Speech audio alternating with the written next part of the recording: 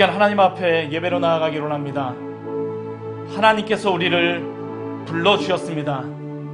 우리는 이 시간 사람 앞에 서 있는 것이 아니라 하나님 앞에 서 있습니다. 주여, 우리의 마음을 주장하여 주시고 온전히 우리를 예배의 자로 불러주셨사오니 주님만을 예배할 수 있도록 우리의 마음을 인도하여 주시옵소서. 잠시 같이 준비하며 기도하도록 하겠습니다. 하나님 아버지, 이 시간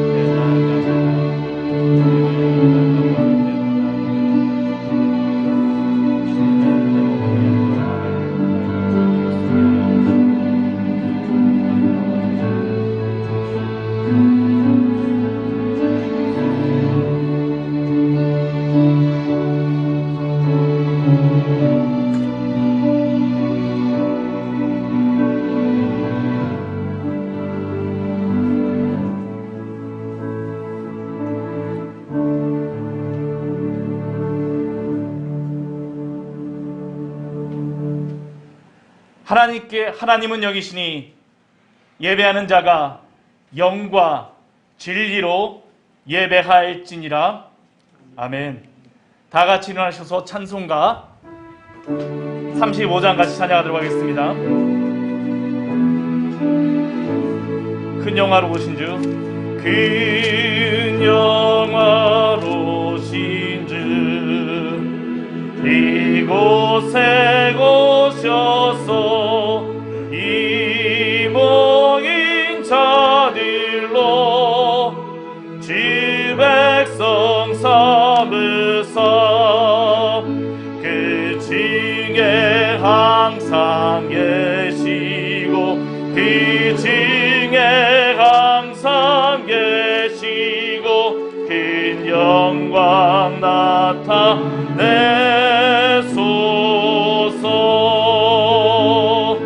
이 백성 기도와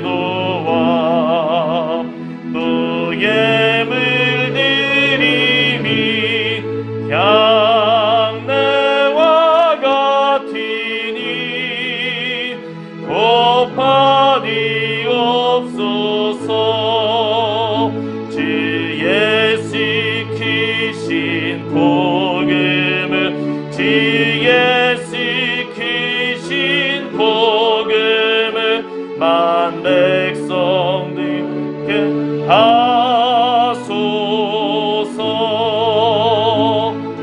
또 우리 자손들 다 주를 기리고 저 성전돌같이 빛나게 하소서.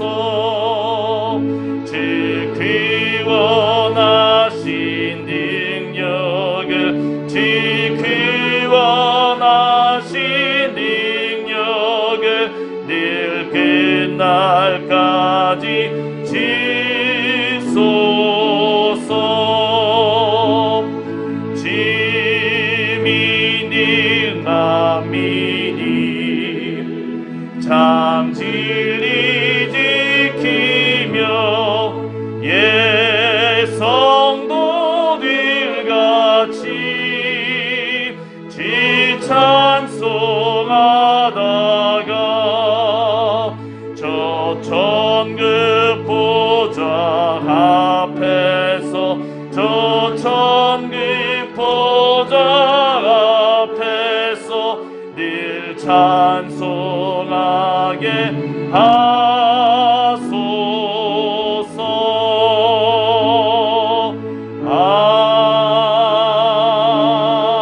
아멘. 이 시간은 사도신경으로 우리의 신앙을 고백하도록 하겠습니다. 전능하사 천지를 만드신 하나님 아버지를 내가 믿사오며 그 외아들 우리 주 예수 그리스도를 믿사오니 이는 성령으로 잉태하사 동정녀 마리아에게 나시고 본디오 빌라도에게 고난을 받으사 십자가에 못 박혀 죽으시고 장사한 지 사흘 만에 죽은 자 가운데서 다시 살아나시며 하늘에 오르사 전능하신 하나님 우편에 앉아 계시다가 저리로서 산자와 죽은 자를 심판하러 오시리라. 성령을 믿사오며 거룩한 공예와 성도가 서로 교통하는 것과 죄를 사하여 주시는 것과 몸이 다시 사는 것과 영원히 사는 것을 믿사옵나이다. 아멘. 다 자리에 앉아 주십시오. 찬송가 266장 같이 찬양하도록 하겠습니다.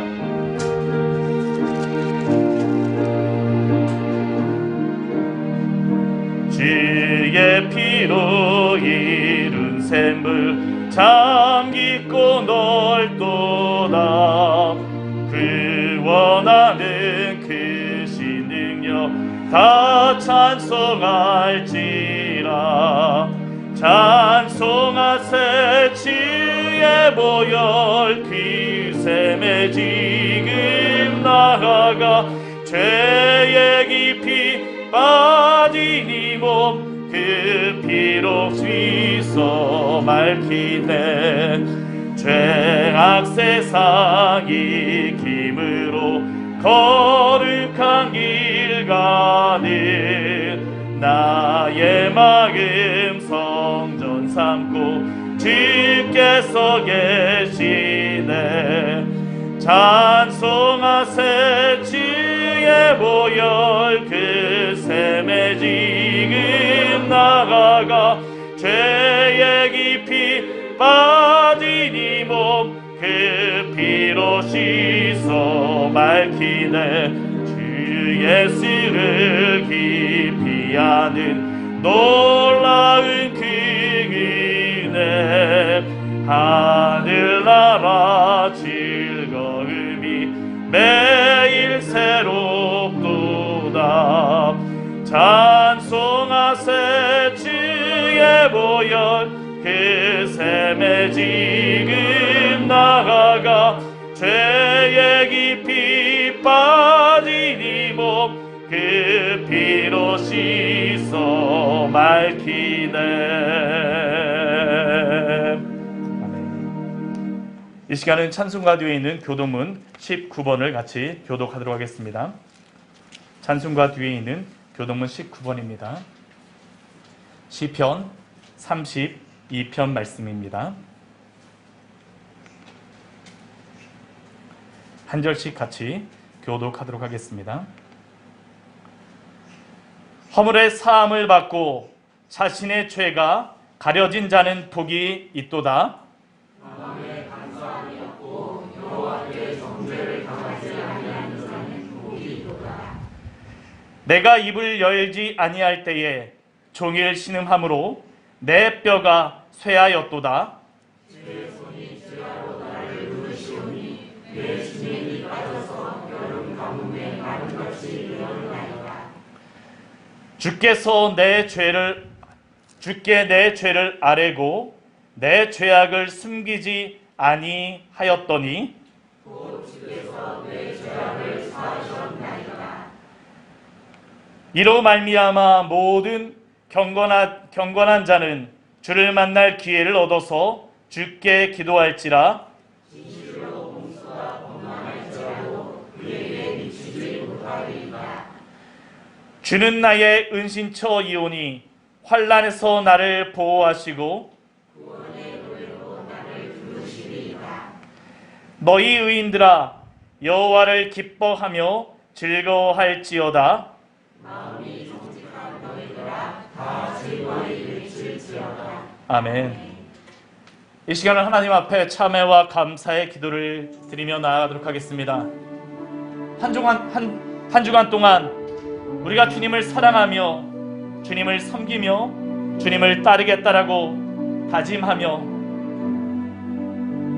주님을 닮기 위하여서 몸부림치며 살아갔지만 그러나 또한 우리의 죄악 속에 빠져서 우리의 길로 달려갈 때가 얼마나 많았습니까? 이 시간 우리의 모든 죄를 참회하며 회개하기로 합니다. 주여 우리의 죄를 용서하여 주시고 온전히 우리 주 예수 그리스도의 그 십자가 앞에서 우리가 온전히 당신 앞에 죄의 용서함을 받고 주 앞에 설 수 있도록 주여 도우시고 인도하여 주시옵소서. 또한 우리에게 베풀어시는 그 구원의 은혜를 감사하십시오. 우리를 불러주신 그 구원의 은혜, 주님의 영광을 찬양하며 이 시간 주님 앞에 참회와 감사의 기도를 드리며 나아가도록 하겠습니다. 기도 이후에 우리 송한주 장로님 나오셔서 대표 기도해 주시겠습니다. 같이 기도하시겠습니다. 하나님 아버지, 시간 저희들 하나님 아버지 앞에 나아갑니다. 주님의 그 은혜로 하나님 아버지를 택하여 주시고 저희를 불러주시고 저희를 인도하여 주셨습니다. 주님이 우리를 사랑하여 주시고 주님이 우리를 불러주셨습니다. 하나님 당신의 그 영광 안에 하나님 저희가 서게 하여 주시옵소서. 하나님 우리가 당신의 그 앞에 설 수 있도록 주여 도우시고 하나님 다른 그 어떤 것으로 하나님 저를 서는 자들을 되어주지 말게 하여 주시고 당신의 그 영광 앞에 하나님 아버지 나아갈 수 있도록 주여 도우시고 하나님 아버지 인도하여 주시옵소서.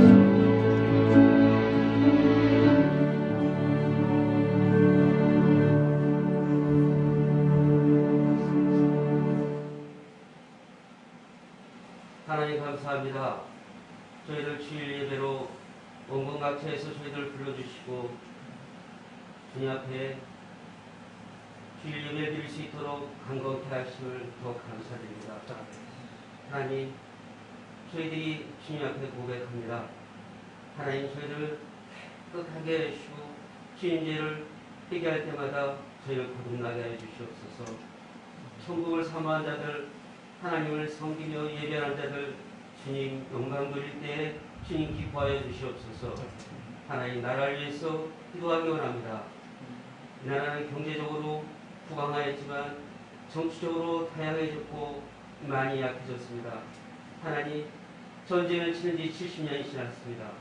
분단되어 통일되지 못하는 저희들, 하나님께서 통일될 수 있는 날까지 저희를 기도하게 하여 주시옵소서.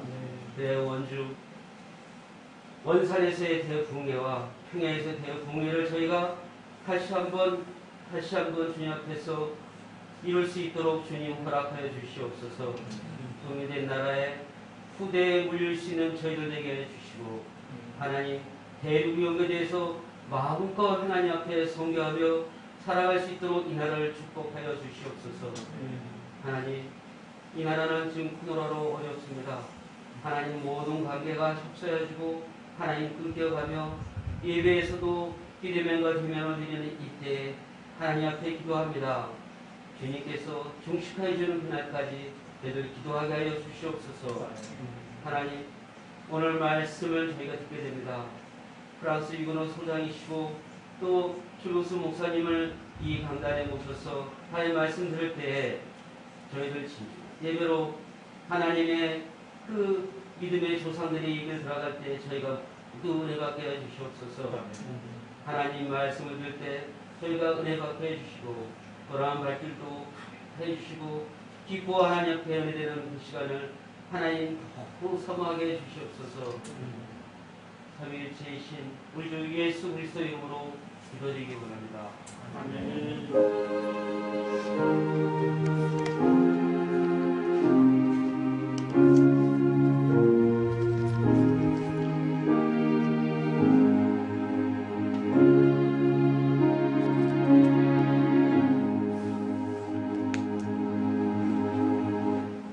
이 아침 하나님께서 우리에게 주시는 말씀은 베드로전서 2장 9절에서 10절까지의 말씀입니다. 베드로전서 2장 9절에서 10절의 말씀입니다. 제가 가진 성경으로는 신약성경 378페이지입니다.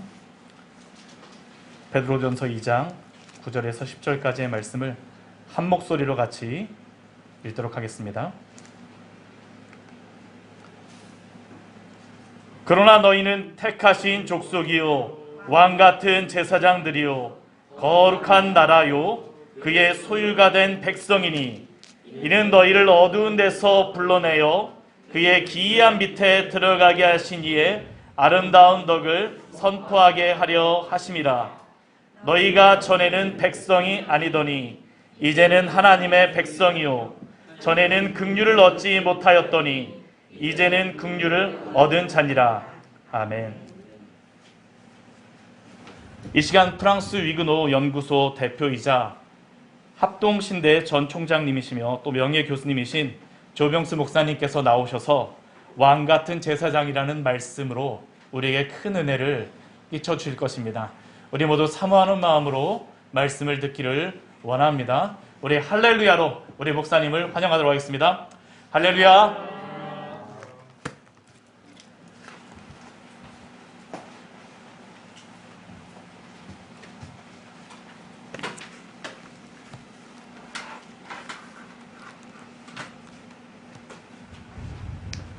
여러분 반갑습니다. 먼저 제가 지금 섬기고 있는 프랑스 위그노 연구소가 바로 이 같은 층에 걸어서 30걸음만 오면 있다는 것이 참 감사하고 귀한 일이라고 생각합니다. 제가 일하고 있는 연구소 옆에 또 하나님께서 미리 진작부터 좋은 교회를 세워주셔서 제가 지날 때마다 기도하고 또 우리 최은성 목사님 자주 만나면서 대화도 나누고 여러 기쁜 일들이 많아서 하나님 앞에 찬송을 드립니다. 오늘 제가 여러분들에게 드리는 말씀은 여러분이 익히 잘 알고 있는 말씀 가운데 한 부분입니다. 때로는 암송하는 분들이 암송을 하고 또 어떤 분들은 또 노래로 만들어서 노래를 부르기도 하는 아주 익숙한 부분이죠. 여기 이 말씀은 우리 신자들이 어떤 사람들인가 하는 것을 정의해주고 있는 말씀입니다. 그래서 다르게 말하면 신자의 신분에 대한 정의, 이렇게 한마디로 바꿔서 얘기를 할 수가 있습니다. 여러 가지 정의가 나오는 것을 볼 수가 있죠. 9절에 보면 택하신 족속이다. 또 왕같은 제사장들이다. 거룩한 나라이면서 또 그의 소유가 된 백성이다. 이런 이야기들이 나옵니다. 사실은 여기 나오는 이 표현들 가운데 세 가지는 동일한 내용을 조금 다르게 설명하는 그런 말입니다. 택하신 족속이다 하는 것이나 또는 거룩한 나라다 또는 그의 소유된 백성이다 하는 것은 하나의 사실을 다르게 측면에서 바라보고 있는 것이죠. 백성이 없으면 당연히 나라가 없고, 그죠? 백성이란 어떤 족속으로 이루어져 있고, 그러니까 족속이다, 백성이다, 나라다 하는 것은 다 한 덩어리의 말을 이쪽에서 보느냐, 저쪽에서 보느냐, 이런 차이밖에 없습니다. 그러면 우리가 바로 이 말씀을 읽으면서 이런 질문을 하나 던질 수가 있죠. 그냥 사도 베드로가 한마디로 너희가 택하신 족속이다 이렇게 하든가, 아니면 거룩한 나라다 그러든가, 이렇게 한마디로 할 수 있는데 왜 이렇게 같은 말을 여러 번 반복해서 하고 있는가. 사도 베드로가 동일한 사실을 여러 가지 말로 반복하는 데는 어떤 특별한 당시의 상황에 이유가 있었을 것이라고 볼 수가 있습니다. 당시는 우리보다 훨씬 어려운 신앙생활의 상황이었죠. 한마디로 말해서 핍박과 박해, 혼란이 매일같이 옆에 있던 그런 시대였습니다.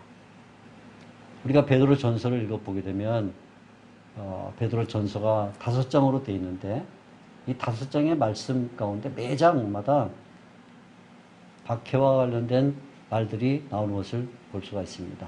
때로 우리가 기도하면서 어려운 일을 만나면 하나님, 제가 불같은 시험을 만나고 있습니다, 이런 표현을 쓰는데 그 불같은 시험이라는 표현은 바로 이 베드로 전서에 나오는 표현입니다. 또 가끔 우리가 기도하면서 주님, 마귀가 우는 사자처럼 들어다니면서 삼킬 자를 찾고 있습니다. 이 사자처럼 으르렁거리는 이런 시험에서 우리를 벗어나게 해주세요 하고 이렇게 기도할 때 그 마귀가 우는 사자처럼 두루다니며 삶길을 찾는 자 찾는다. 그 말도 이 베드로 전서에 나오는 말입니다.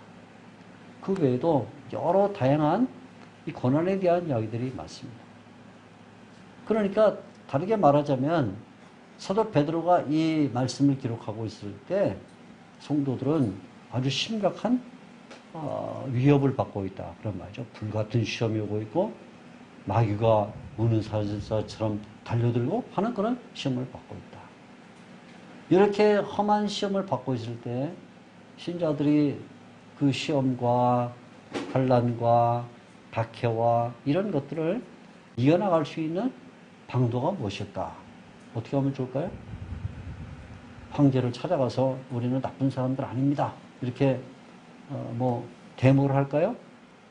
아니면 자기 주위에 있는 유명한 정치가들을 좀 돈으로 매수해서 우리 잘못된 사람들 아닙니다 하고는 어떻게 좀 정치적으로 힘을 발휘할까요? 어떻게 하면 좋을까요? 이런 환난과 박해가 올 때에 신자들이 가져야 될 가장 중요한 면은 뭐냐면 내가 누군가 하는 자기 정체성입니다. 내가 누군가. 나는 하나님의 소유된 백성이다. 내가 하나님의 부름을 받아서 거룩한 나라에 속해 있는 족속이다 하는 이 자기 정체성이 확인이 안 되면 그러면 그 외에 다른 정치적인 도구를 사용하건 아니면 사회적인 방법을 강구하건 뭐래도 이런 신앙의 박해에서 이겨나갈 길이 없습니다. 오늘날도 많은 신자들이 믿음 생활하지만 옛날 우리 신앙의 선배들이 일제강점기 시대 때 만났던 것 같은 그런 박해는 받지 않죠. 누가 총칼을 목에다 들이대면서 예수 믿으면 죽이겠다 이런 거는 우리 시대는 없어요. 우리가 살고 있는 대한민국에는 죄사가 없습니다.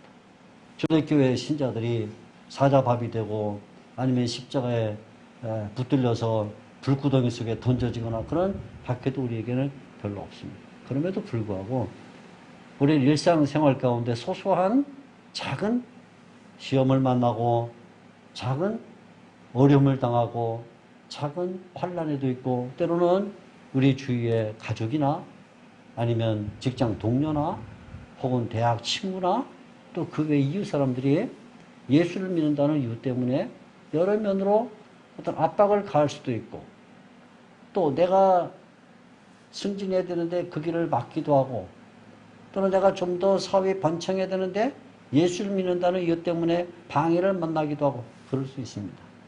그럴 때 우리 신자들이 그런 위험을 이겨나가는 길이 무엇인가? 그건 뭐냐면 자기가 누군가 하는 정체성 확인입니다. 나는 하나님의 백성이다 하는 것이죠.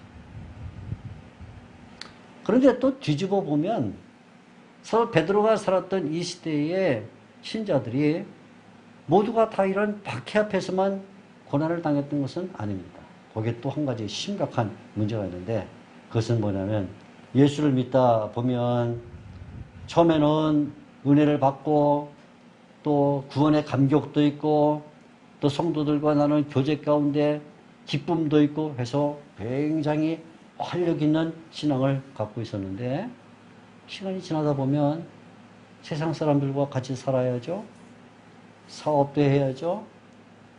장사도 해야 되고 교제도 나눠야 되고 세상에 살다 보면 어쩔 수 없이 신앙이지만 조금씩 양보해야 될 것도 있고 또 신앙이지만 양심을 지키지 못해야 될 것도 있고 어떤 때는 세상의 물결이 너무나 강해서 내가 그 세상 앞에 그냥 압도를 당함으로써 나도 모르게 세속화에 빠지기도 하고 하면서 시간이 갈수록 처음에 가졌던 그 처음 신앙, 뜨거운 믿음 이런 것들이 조금씩 밀려나더니 마치 항구에 붙잡아 매놨던 보트가 물결을 따라서 조금씩 바다 쪽으로 떠내려가는 것처럼 떠내려갈 수 있죠.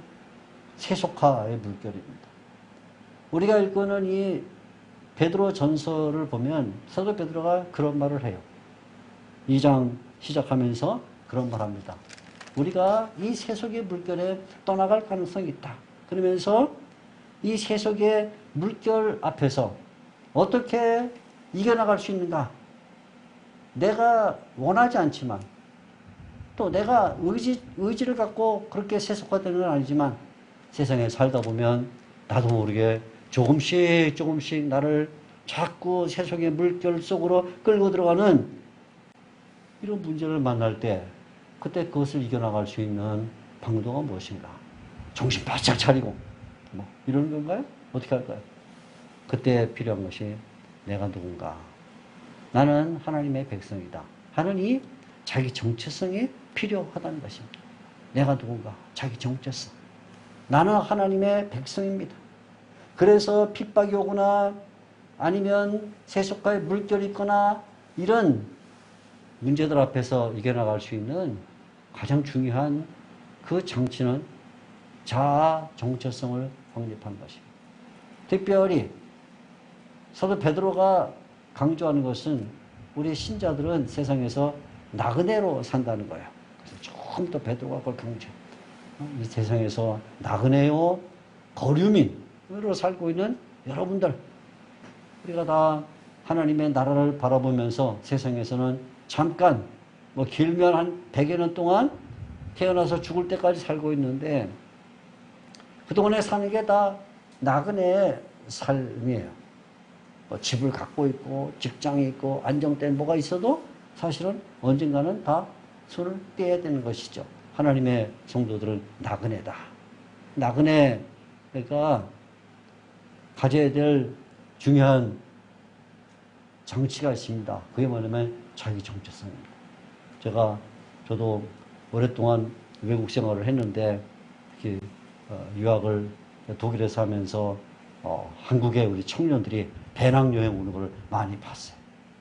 배낭여행 오는 청년들을 잘 보면 두 가지 종류로 딱 나눠집니다. 하나는 와가지고 제대로 먹지 못하고 제대로 자지 못하고 제대로 씻지 못하니까 피곤하면 그러니까 여름에 그냥 막 몸을 가눌 수 없으니까 벤치에 누워갖고 양발을 다 벌리고 콧방울을 그냥 불어대면서 누가 가방을 가져가도 모르고 말 정도로 그렇게 자는 그야말로 그냥 그 몸 자세가 완전히 흐트러진 그런 청년이 있는가 하면 어떤 청년은 시원한 몸인데 벤치에 앉아 사는데도 딱 버티고 앉아갖고 내 목도 그냥 어떻게 가는지 그냥 흔들리지 않고 이런 뭔가 좀 이런 굳은 자세를 가진 그런 청년들도 있어요. 근데 가만 보면 왜 그런가 딱 금방 알 수 있습니다. 그렇게 막 벤치에 앉아서 피곤한데도 말이에요. 몸을 숙이지 않고 허리를 곧게 펴고 목을 부딩하고 하는 청년은 배낭에 이렇게 써 있어요. I love Korea. I am Korean. 이렇게 쓰고 태극 마크 붙여놓고 한 청년들은 잘 때도 말이에요. 막 벤치에 앉아서 막 그런 게 없는 청년은 그냥 양발을 다 벌리고 정신없이 잡니다. 뭐 머리를 잘라가도 모를 정도로 잡니다. 왜냐면 자기 정체성이 없으니까. 둘 다 나그네인 건 맞아요. 나그네인 건 맞는데 한 나그네는 내가 누구냐 하는 것을 확실하게 알고 그 정체성을 가지고 있고 한 나그네는 내가 누구든지 상관없어. 나는 지금 당장 자기만 하면 돼. 먹기만 하면 돼. 몸을 펴기만 하면 돼. 라고 생각하고 있으면 이런 모습으로 나타나는데 사도 베드로 앞에 놓여있는 교회도 마찬가지죠. 우리가 다 하나님 나라를 향해서 가고 있는 나그네인데 이 나그네로 살고 있는 동안에 나는 하나님의 백성이다 라는 의식을 확실하게 갖고 있으면 그러면 때로는 핍박이 오고 때로는 세속화의 물결이 와도 그것을 이겨나가지만 만일에 그러지 못하면 그냥 흐트러진 자세로 절망적으로 살 수밖에 없다. 그래서 베드로가 말하는 것이죠. 9절 그러나 너희는 택하신 족속이다. 너희는 거룩한 나라다. 너희는 그의 소유가 된 백성이다. 그렇게 말합니다. 그런데 우리가 이렇게 하나님의 족속이 되고 나라가 되고 백성이 된 이것은 우리가 자발적으로 된 것이 아닙니다. 내가 한번 하나님의 백성이 돼볼까? 내가 한번 하나님의 나라에 속해볼까? 하고는 자기가 의지를 가지고 하나님의 나라를 향해서 걸어오거나 하나님의 백성 쪽으로 온 게 아닙니다. 사도 베드로가 우리에게 설명하기를 이렇게 말합니다. 우리가 어떻게 이렇게 하나님의 족속과 나라와 백성이 되느냐? 이렇게 말하면 이는 너희를 어두운 데서 불러내어. 그렇지. 어두운 데서 불러냈다. 불러냈다는 거예요. 불러냈다. 내가 자발적으로 오거나 내가 의지를 갖고 온 게 아니라 본래 나는 그냥 어둠 속에 속해 있었어요. 빛이 없던 캄캄한 그늘 가운데 있었고 사망의 흑암 가운데 있던 그냥 그런 사람이었어요. 그런데 하나님께서 어느 날 우리를 그 가운데서 불러내셨다. 불러내서 하나님의 백성이 되고 하나님의 나라에 속하게 됐다. 하나님의 부르심이 있었다. 오늘 여기 와서 함께 예배하는 모든 이들이 어떤 때는 뭐 내가 내 발로 걸어왔지 이렇게 생각할지 모르지만 사실은 하나님께서 우리의 영혼을 향해서 신비한 음성으로 부르셨기 때문에 지금 이 자리에 와 있는 거예요. 내가 그것을 감지했건 감지하지 않았건 간에 하나님이 부르지 않으면 이 자리에 올 수가 없어요. 하나님의 나라에 속한다는 것은 신비한 하나님의 부르심이 있기 때문에 누구나 다 어둠 속에서 살던 사람들입니다. 어둠 속에서 불러냈다 이렇게 말합니다. 어떤 사람도 그렇게 생각할 수 있죠. 나는 뭐 별로 어둠이 없는데 또 자기는 그렇게 생각 안 하지만 옆에 사람이 아 저분은 정말 인생이 정말 평안해. 내가 보니까 부부 금실도 좋고 자녀들도 잘 되고 사업도 잘 되고 다 똑똑하고 사회에서도 훌륭한 신분을 갖고 있고 정말 부러워 이렇게 생각할 수 있습니다. 그런데 인간은 한꺼풀만 열어보면 문제가 없는 인간이 없어요. 세상에서 누가 봐도 저렇게 잘생긴 사람이 있을까 하는 사람도 얼굴에 수술을 해요. 제가 제일 이상하게 생각하는 건 그거예요. 이야, 남자가 여자가 진짜 잘생겼는데 매일같이 자기 얼굴을 보면서 자괴감에 빠져서 결국은 성형을 하러 가. 눈을 좀 더 크게 만들고 코를 좀 더 우뚝하게 세우고 자기 나름대로 죽을 것 같은 고민이 있는 거예요. 우리가 볼 때는 저 집 자녀들은 정말 너무너무 잘 돼서 야 세상에 저렇게 행복한 가정이 있을까 하는데 한꺼풀 들어가면 부모는 그 자녀들 때문에 죽을 것 같은 심정을 가지고 있어요. 자녀들이 부모를 볼 때 야 저 부모들은 정말 훌륭하다 하는데 거기도 그 부모들은 또 문제가 있어요. 사업이 잘 되어가는 것 같은 사람에게는 금전에 문제가 있고 신분이 높은 사람 같은 그런 사람에게는 또 신분의 높은 대로 문제가 있습니다. 다 문제가 있어요. 젊은 사람은 젊은 사람대로 문제가 있고 아이는 아이대로 문제가 있고 청소는 청소는 문제가 있고 노인은 노인대로 문제가 있고 다 있어요. 우리가 성경에서 가장 존경받는 유대인들이 이스라엘 사람들이 만나서 얘기 나눌 때 세 사람 이름만 되면 꼼짝 못하는데 그 하나가 모세, 그 하나가 다윗, 그 하나가 그보다 더 중요한 게 누구는 아브라함이거든요. 아브라함은 민족의 조상입니다. 아브라함 얘기하면 다 기가 죽어요. 아브라함. 그만큼 아브라함은 굉장한 사람인데 성경의 창세기부터 거의 요한계시록까지 아브라함의 이름은 수없이 등장하면서 우리가 따라야 될 믿음의 조상이요 삶의 모범이요 수없이 반복되는데 여러분 아브라함의 가정을 들어가 보면 아브라함의 가정만큼 비극적인 가정이 없어요. 아버지가 세 아들을 데려놓고 야 우리 하란 쪽으로 가서 가나안으로 건너가자 할 때 한 아들은 전 안 갑니다. 아버지나 가세요 하고는 안 따라왔어요. 하나는 오다가 빨리 죽었어요. 하나는 따라오긴 했는데 100살 될 때까지도 애가 없어요. 세 아들 모두가 다 문제가 있어요.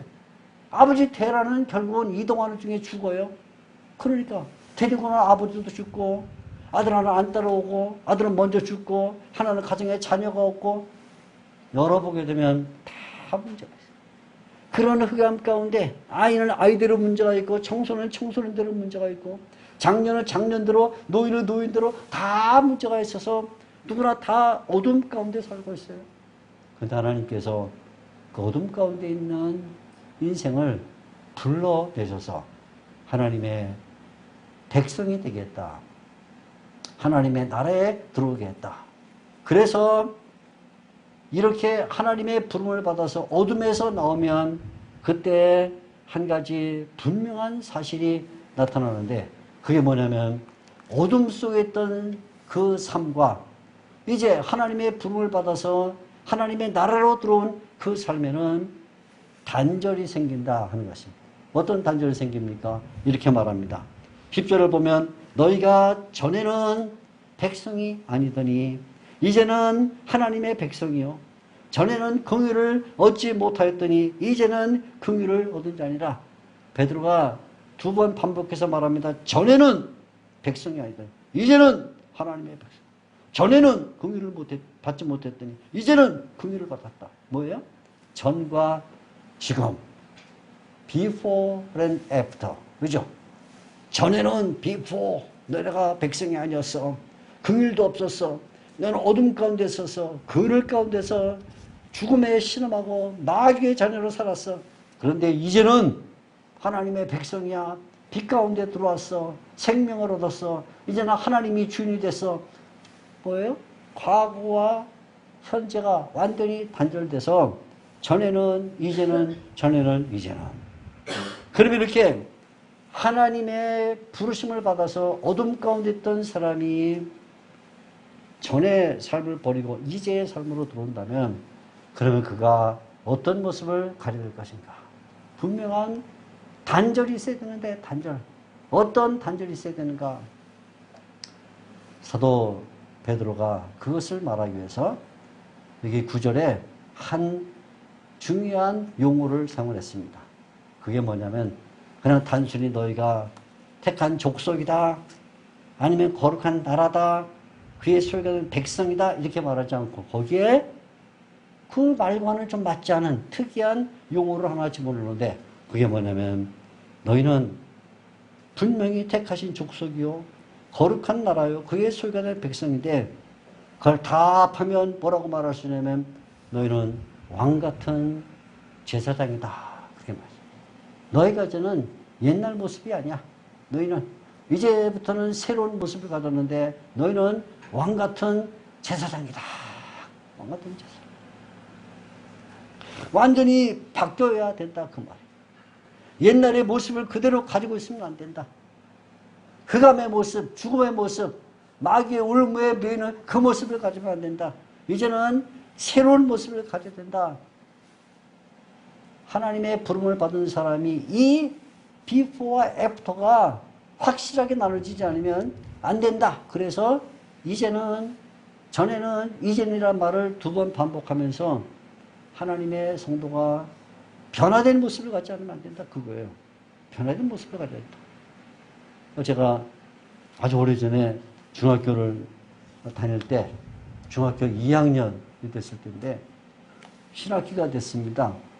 1학년, 중학교 1학년을 다녔으니까 대략 뭐 아무튼 뭐 다른 반 친구들도 확실하게 몰라도 뭐 조금씩 얼굴이 이제 익혀졌는데 2학년 되면서 다시 반이 구성돼서 이제 한 반이 됐어요.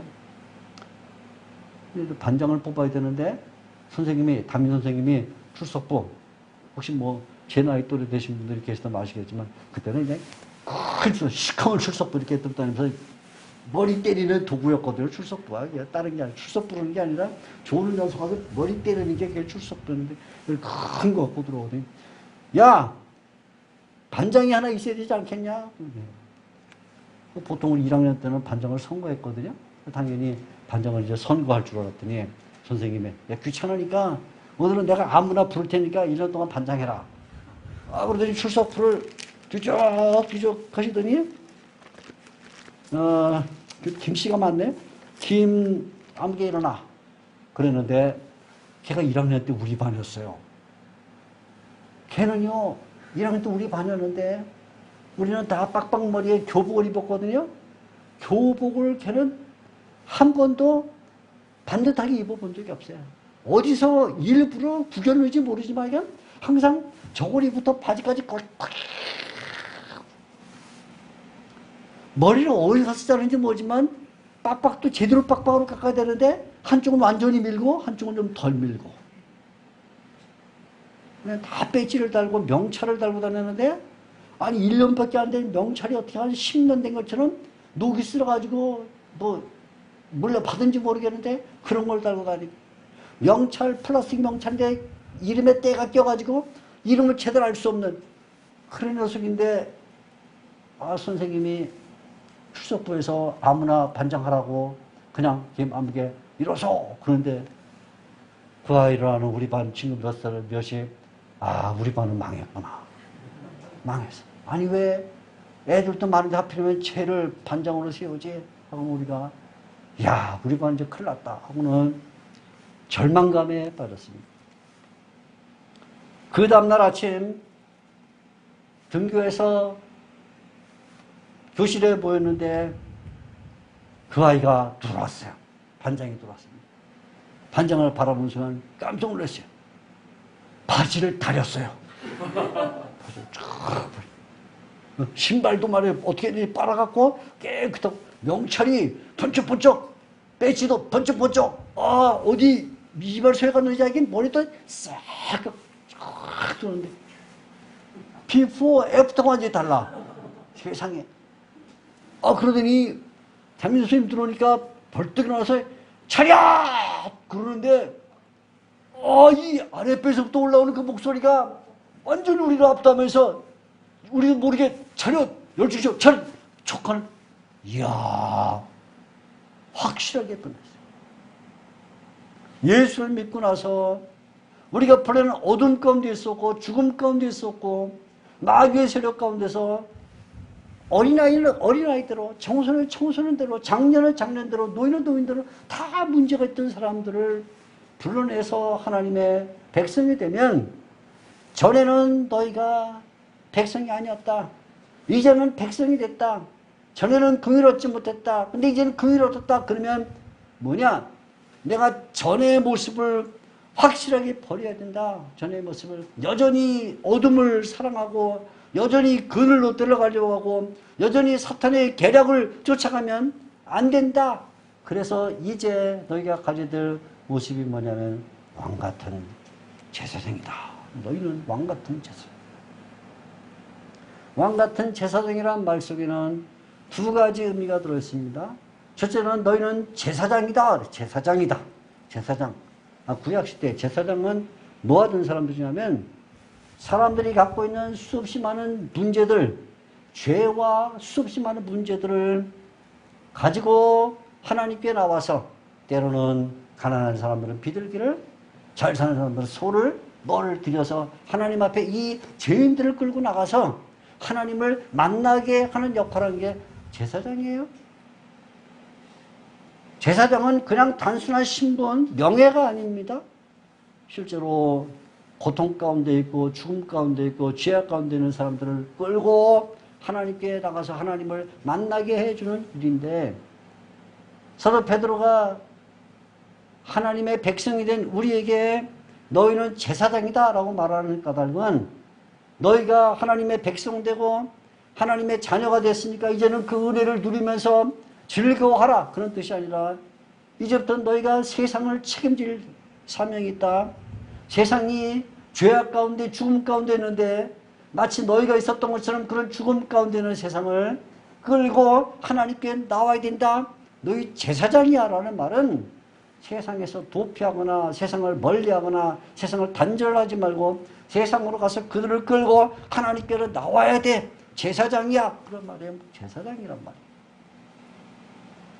그런데 구약의 제사장들은 그냥 제사장이 아닙니다. 사람들이 제사장이라고 신뢰해 줘야 되는 거거든요.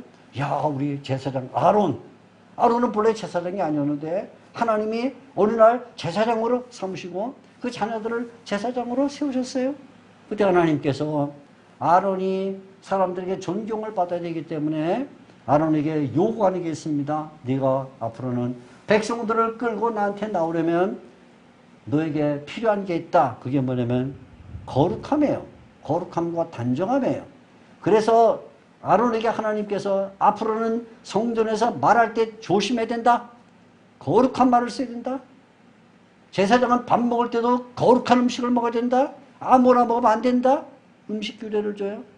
옷 입을 때도 아무 옷이나 입는 거 아니야. 네가 편하다고 해서 그냥 바자맛 바람으로 성전에 들어오고 그러면 안 돼. 하고는 속바지부터 시작해서 겉에 옷, 마지막에 다는 에봇까지 정확하게 제사장은 이런 옷을 입어야 돼. 사고방식 자체가 바뀌어야 돼. 술 취하거나 망가진 생활하면 안 돼. 하고는 제사장이 이 백성들을 하나님께로 끌고 나오려면 백성들이 바라볼 때 우리 제사장님은 정말 말이 틀림이 없어. 우리 제사장님은 정말 생활에 흐트러진 모습이 없어. 우리 제사장님은 옷, 의상만 봐도 확실하게 단정해. 먹는 음식도 달라. 하고는 사람들이 제사장을 신뢰해야 그들을 끌고 나오는 거예요. 그런데 하나님의 교회와 성도를 향해서 너희가 제사장이라고 말하는 것은 세상을 끌고 나오려면 너희가 세상과 다른 거룩한 모습, 단정한 모습, 언어와 생각과 생활의 그런 모습을 보여줘야 그래야 너희를 믿고 그 사람들이 하나님께 나오지 않겠냐? 그래서 너희는 제사장이라 그래. 세상을 책임져야 된다. 세상을 책임져야 된다. 그런데 제사장일 뿐만 아니라 거기에 또 한마디로 붙이기를 왕같은이라 했어요. 왕같은. 이란 말은 제사장이지만 동시에 또 하나의 직분이 있는데 그게 뭐냐면 너희는 왕이라는 직분이다. 왕이 뭘까요? 왕은요. 구약시대는 하나님이 직접 이스라엘 백성을 통치하셔야 되는데 하나님이 나타나시면 큰일 나요. 하나님을 보는 순간 여긴 다 죽는 거니까. 그래서 하나님이 통치의 한 통로로 세운 게 왕입니다. 그래서 왕은 하나님의 대변자예요. 제사장은 백성의 대변자로 하나님께 백성을 끌고 간다면 왕은 하나님의 대변자로 하나님을 백성에게 보이는 역할을 하는 것입니다. 그래서 이 성경을 보면 왕에 대한 이야기들이 나올 때 왕은 보통 왕이 아니에요. 우리가 첫 번째 왕이 사울인데 사울을 잘 보면 사울이 원래 어떤 사람이냐면 키는 다른 사람보다 목이 하나 더 클 정도로 큰데 겁이 많아요. 겁이. 소극적이에요. 부끄러워합니다. 그래서 사울을 왕으로 세우려고 했을 때 사울이 왕 되기 싫어서 어떻게 하냐면 행구, 이삿짐 사이에 들어가가지고 숨었어요. 난 왕 되기 싫은데 왜 자꾸 나를 왕시키려고 하지? 그렇게 소극적이고 마음이 작고 그렇게 약한 사람이었는데 하나님께서 왕으로 세우신 다음에 백성들 앞에 사울을 세울 때 하나님의 성령의 감동하심으로 말미암아 변합니다. 변해서 변하자마자 나가서 전쟁에 이기고 돌아옵니다. 백성들이 하나님을 보는 것처럼 느껴서 야 하나님이 인간의 모습으로 나타나셨구나. 사울이 왕이구나. 비포와 애프터가 완전히 달라졌습니다. 그래서 왕은 하나님을 대변해야 되기 때문에 멋있어야 돼요. 멋있어야 돼요. 시편 45편에 보면 왕의 노래인데 시편 45편 보면 왕은 어떻게 되느냐. 왕은 옷을 입을 때 허리에 큰 칼을 차야 된다. 우리가 가끔 영국의 왕들 보지만 칼 빼는 거 봤어요? 한 번도 못 봤어요. 진짜 칼이 들어오는지도 모르겠어요. 그래도 아무튼 무슨 무사이기 때문이 아니라 멋있으라고. 그리고 왕은 옷에서 향기가 나야 된다. 거기 보면 육개와 침향과 이런 얘기 나오는데 전 무슨 향수인지 모르겠어요. 아무튼 샤넬 5 뭘 발라서라도 왕은 냄새가 나야 되고 향기가 나야 되고. 그리고 왕은 마차에 오를 때 언제나 미소를 지어야 된다. 미소. 그죠? 우리 대통령이 말이에요. 예를 들어 외국 순방을 가는데 비행기에 올라가는데 수액을 타는데 철랑철랑 올라가면 우리 백성들이 얼마나 실망이 되겠어요? 대통령이 계단 올라갈 때도 천천히 손을 들 때도 어떻게 흔들어요? 천천히. 나 갔다 올게. 이렇게 그래야지. 나 갔다 올게. 잘 있어. 이건 품위가 없죠. 그래서 시편 49편을 보면 왕은 그 몸에서 다양한 향수가 나야 되고, 향수. 얼굴에는 미소를 줘야 되고, 속은 썩어도. 마차 오를 때도 천천히 올라가야 되고, 사람들에게 말할 때도 품 있는 말 해야 된다. 왜? 하나님을 보여주는 사람이기 때문에. 너희는 왕이다 라고 말했을 때 우리는 세상에 하나님을 보여주는 역할을 하고 있는 거예요. 사람들 우리를 보면서 하나님을 보는 것처럼 느끼게 해야 돼요. 그러면 말할 때도 유치한 말을 하면 안 돼요. 행동할 때도 아무렇게나 행동하면 안 돼요. 싸구려 정신을 가지면 안 돼요. 하나님의 마음을 가지고 세상을 바라봐서 세상 사람들이 교회를 볼 때, 성도를 볼 때, 하나님을 보는구나. 그러니까 된다. 그게 과거의 삶을 버리고 지금 너희가 하나님의 자녀라는 뜻이다. 너희가 전에는 긍휼을 받지 못했는데 이제는 긍휼을 받아서 하나님의 백성이 됐으니 이런 당당함을 가져라. 베드로가 고난당하고 있는 현장의 신자들에게 짓밟힙니다. 불같은 시험이 오고 마귀가 우는 사슴처럼 덤벼드는데 계속하여 물결 앞에서 자기도 모르게 떠나려가려는 이런 위험에 처했을 때 나그네로서 세상에서 정처 없는 인생을 살 때 도대체 내가 예수를 믿고 얻은 게 뭔가? 재산을 얻었는가? 명예를 얻었는가? 건강을 얻었는가? 뭘 얻었는가? 행복을 얻었는가? 아무것도 없는 것처럼 보였대. 오는 것은 박해밖에 없고 위험은 세속화의 위험이 있고 그리고 나그네라는 이 어려운 인생을 사는데 도대체 내가 뭔가 할 때 베드로가 주는 권면입니다. 너희는 택하신 족속이야. 거룩한 나라야. 하나님의 백성이다. 그리고 그래서 전에 있던 그 모습은 다 잊어버리고 너희는 제사장이므로 세상을 하나님께로 끌어와야 될 책임이 있다. 너희는 왕이기 때문에 세상에게 하나님을 보여줘야 될 책임이 있다. 거룩한 삶을 살아서 그 두 가지 역할을 감당해라. 그게 너희의 구원받은 이후의 모습이자 사명이다. 너희는 왕같은 제사장들이다. 그렇게 권면을 합니다. 기도하겠습니다. 하나님 아버지, 오늘 아침 주님께서 사랑하시는 광야의 샘교회 성도들과 함께 말씀을 나누면서 너희는 왕같은 제사장이라 하는 사도들의 음성을 듣습니다. 거룩하신 아버지 하나님, 우리가 사는 이 시대에도 여전히 박해가 있고 고난이 있고 또 세속화의 물결이 있고 나그네 인생을 살지만 우리를 어둠 가운데서 불러내셔서 귀한 빛에 들어가게 하셨으니 그 빛을 선전하는 자로서 제사장처럼 왕처럼 살아가는 신자들이 되게 하시고 또 이 교회 속에 있는 성도 한 명 한 명이 내가 구원받은 이후의 모습을 분명하게 보여줌으로 하나님께 영광을 돌리고 세상을 구원의 길로 인도하고 나 자신이 기쁨과 즐거움으로는 삶이 되게 하여 주시옵소서. 하나님 아버지, 오늘 들은 말씀을 마음속에 깊이 새기고 주님과 가까이 하며 사랑하는 우리 광야의 샘교회 성도들 되도록 은혜를 주시기를 기도합니다. 이 모든 말씀을 살아계시고 우리 기도를 들으시는 예수 그리스도의 이름으로 기도하옵나이다. 아멘.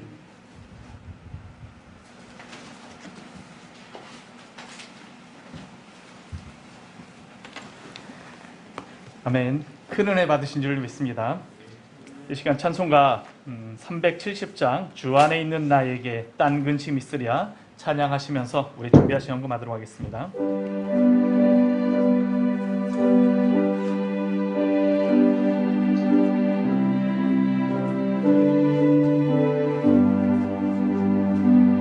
주 안에 있는 나에게 딴 근심이 있으랴 십자가 밑에 나아가 내 짐을 풀었네 주님을 찾아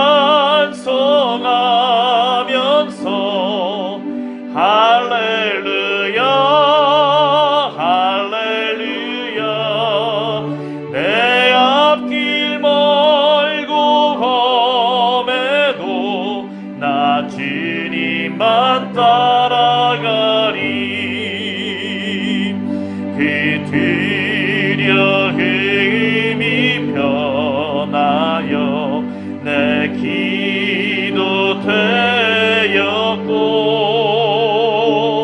전날에 한심 변하여 내 노래 되었네. 주님을 찬송하면서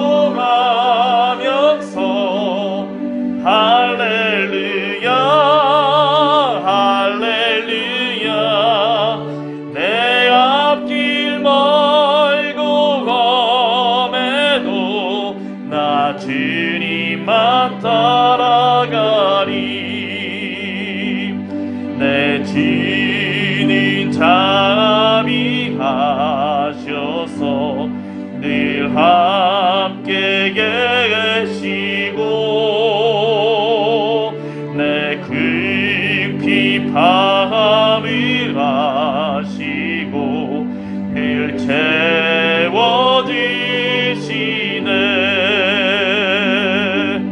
주님을 찬송하면서 할렐루야 할렐루야 내 앞길 멀고 검에도 나 주님만 따라가리. 내 주와 맺은 언약은 영 불변하시니 그 나라 가기까지는 늘 보호하시네. 주님을 찬송하면서 할렐루야 할렐루야 내 앞길 멀고 검에도 나 주님만 따라가리.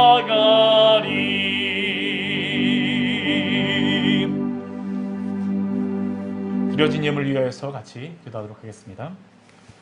하나님 아버지, 우리가 전에는 어둠에 속한 자요, 주님을 알지 못하는 자요, 우리의 마음대로 행하는 자요, 우리의 탐욕과 우리의 마음의 생각을 따라 살아가는 자였지만 이제는 왕같은 제사장으로 당신의 거룩한 소유로 당신의 백성으로 우리를 불러주시고 삼아주시니 감사를 드립니다. 그 새로운 정체성을 가지고 하나님 아버지 살아가고자 하는 모든 성도들에게 당신의 한량없는 은혜로 날마다 베풀어 주시고 인도하여 주시옵소서. 주님께 나올 때 빈손으로 나오지 않고 당신이 우리에게 베풀어 주신 모든 것들 감사하는 마음으로 이 예물을 드립니다. 어려운 중에도 여러 가지 고난 중에도 그러나 이제는 주님의 백성이 되었기 때문에 왕같은 제사장이기 때문에 모든 것을 주님께 저희의 마음을 들여서 주 앞에 드리며 나아가오니 주여 이 예물을 기뻐 받아주시고 이 예물이 쓰여질 때에 하나님 아버지 사람의 지혜로 사용하지 말게 하여 주시고 하나님이 주시는 지혜로 영혼을 살리는 곳에 복음이 전파되어지는 곳에 지혜롭게 사용할 수 있도록 도와주시옵소서. 또한 바친 손길 위에 축복하여 주셔서 하나님 아버지 하는 그러한 사업마다 공부하는 학생들에게는 지혜를 허락하여 주시고 직장에 다니는 하나님 아버지 직장인들에게는 하나님 아버지 감당할 수 있는 능력과 하나님 아버지 그 일을 감당할 수 있는 힘을 허락하여 주시고 사업은 하나님 아버지 여러 하나님 아버지 분들에게는 주님의 힘으로 하나님 아버지 능력껏 감당할 수 있도록 주여 축복하여 주시고 인도하여 주시옵소서. 우리는 주님의 것입니다. 예수님 이름으로 기도드립니다. 아멘. 광고하도록 하겠습니다. 오늘 이 자리에 참석하신 모든 성도님들을 주 안에서 환영하고 축복합니다. 우리 앞에 계신 분들, 옆에 계신 분들 잘 오셨습니다. 우리는 주님의 새로운 왕같은 제사장입니다 라고 우리 같이 왕같은 제사장입니다 라고 같이 한번 인사하도록 하겠습니다. 왕 같은 제사장입니다. 같이 옆에 계신 분들, 우리 앞뒤에 계신 분들, 우리 같이 인사하도록 하겠습니다. 예. 오늘은 특별히 우리 사랑하는 조병수 목사님을 모시고 또 예배를 같이 드립니다. 우리 조병수 목사님, 우리 사모님 일어나 주시면 우리 감사함으로 또한 우리 박수로 환영하도록 하겠습니다.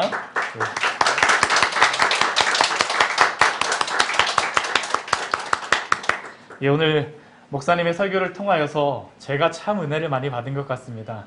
전에는 제가 어떠한 사람이었는지, 이제는 어떠한 사람이 되었는지 주님이 우리에게 주시는 그 참다운 정체성을 가지고 날마다 믿음 안에서 살아가시는 우리 귀한 성도님을 되시기를 축원합니다. 오늘 그 예배 우리 조병수 목사님 오셔서 우리 설교를 해주셨는데요. 우리 오전에만 설교를 듣는 것이 아니라 아쉽잖아요, 그렇죠? 네, 오후에도 2시에 우리 성경 공부가 있습니다. 오후 2시에 있는 성경 공부는 한국교회 프랑스 위그노를 만나다라는 그러한 제목으로 우리 목사님께서 정말 이 시대 우리에게 참으로 필요한 말씀을 나누어 주실 것입니다. 사모하는 마음으로 다시 우리 집에 가시지 마시고요. 같이 식사하시고 다시 돌아오셔서 큰 은혜 사모하는 마음으로 함께 참석하시기를 바랍니다. 우리 점심 식사는 우리 4명씩 조를 이루어서 우리 주변 식당에서 식사를 하도록 하겠습니다. 이게 지금 제가 설명을 잘 드려야 될 것 같은데요. 이 식사를 하실 때 어떻게 하냐 하면 저기 나가실 때에 제비뽑기를 하도록 하겠습니다. 제가 중고등부에서는 제비뽑기를 해봤었는데 작년부에 처음인 것 같습니다. 그런데 제가 4명씩 식사를 하려고 하다 보니까 이렇게 좀 4명씩 이렇게 제비를 뽑을 거고요. 날마다 드시는 분들 말고요. 오늘은 새로 우리 교제하는 그러한 의미에서 우리 같이 뽑혀 1번이면 1번 번호로다 이렇게 모이시고요. 2번이 2번 번호로다 모이셔갖고 같이 식사를 하시고요. 식당은 정해드리지 않겠습니다.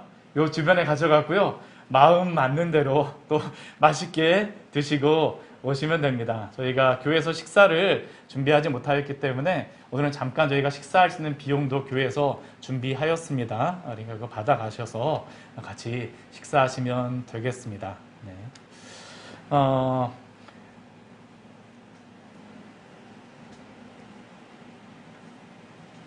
지금 뭐 말씀하시는 거죠? 네. 예, 우리 다 같이 일어나셔서 우리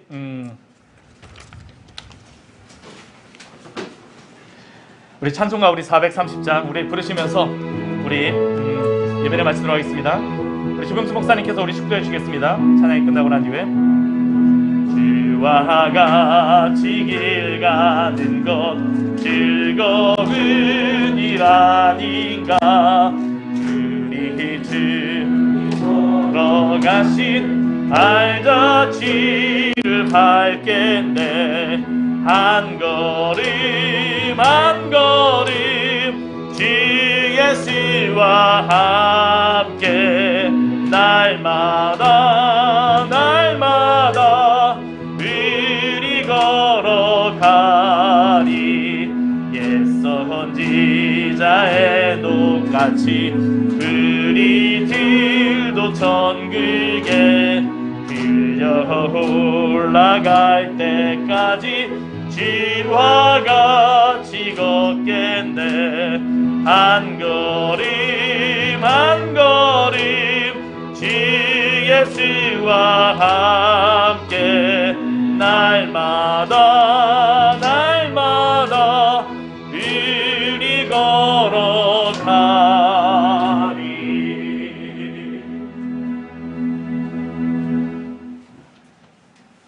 이제는 우리 구주 예수 그리스도의 은혜와 하나님 아버지의 크신 사랑과 성령 하나님의 위로하심과 교통하심이 왕같은 제사장 되어 세상을 하나님께로 이끌어가고 하나님을 세상에 보이면서 변화된 모습으로 하나님의 성도로 살아가기로 다짐하는 여기 모인 모든 주님의 백성들 위해 또 이 땅에 흩어진 교회들과 성도들 위해 북녘에 있는 우리의 동포들과 교회들과 성도들 위해 영원토록 함께 있을지어다. 아멘.